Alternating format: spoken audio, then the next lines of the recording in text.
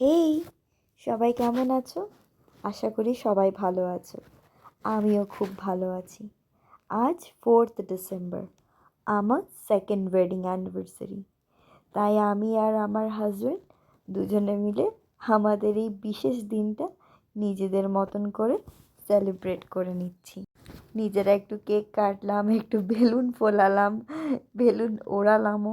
তারপর কয়েকটা বুমরাং করে নিলাম ইনস্টাগ্রামে পোস্ট করব বলে। সেদিন রাতটা তো খুব ভালোই কাটলো। রাত্রেবেলা ঘুমোতে ঘুমোতে তাই 1টা 1:30 বেজে গেছিলো। সকালবেলা ঘুম থেকে উঠতে সেদিন একটু দেরি হয়ে গেছিলো, প্রায় 8টা 8:30 বেজে গিয়েছিলো। তাই ঘুম থেকে উঠে আর দেরি না করে সোজা স্নান করে নিয়েছিলাম। স্নান করে উঠে মন্দিরে চলে গেলাম। মন্দির থেকে এসে বাড়িতে অল্প কিছু খাওয়া দাওয়া করে আমরা চলে গিয়েছিলাম পুষ্পা মুভি দেখতে, যে হলে কোনোদিনও 10 থেকে 15 জনের বেশি লোক সংখ্যাই হয় না। সেই মুভি দেখার জন্য সেদিনকে ব্ল্যাকে টিকিট বিক্রি হচ্ছে, হল পুরো ভরে গিয়েছে। হলে চিৎকার চেঁচামেচি, সে আর কি বলবো।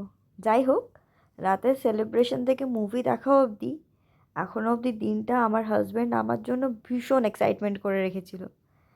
যাক, এখন ও আমাকে বললো, আমরা মুভি দেখে এসে গেছিলাম বাড়িতে, এখন বললো চলো একটু রেডি হয়ে নাও, আমরা সামনাসামনি একটু কোথাও ঘুরে বাইরে ডিনার করে আমরা বাড়ি ফিরবো। তো সেই অনুযায়ী ওর কথা মতন আমি রেডি হতে শুরু করলাম।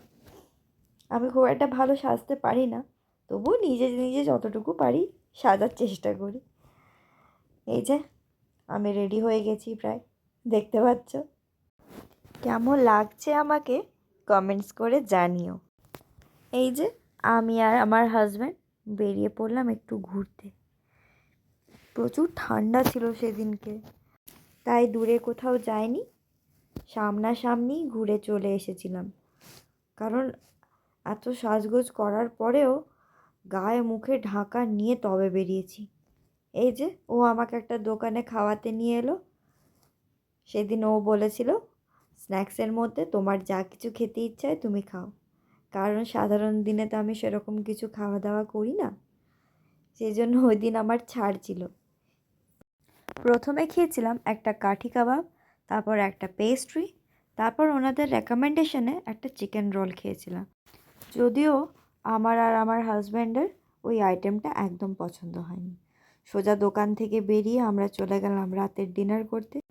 সেদিন ডিনারে ছিল আমাদের একটা প্লেন বিরিয়ানি আর চিকেন কষা, আর সেরকম কিছু অর্ডার করিনি সেদিনকে। বাড়িতে ফিরে এসে দেখলাম আমার শাশুড়ি মা আমার জন্য এই উপহারটি নিয়ে অপেক্ষা করছেন। যাই হোক, ওনার এই নোয়া বাঁধানোটা আমার খুব পছন্দ হয়েছে। আজকের ব্লগটি এখানেই শেষ করলাম। আপনাদের কেমন লাগলো কমেন্টস করে জানাবেন। বাই।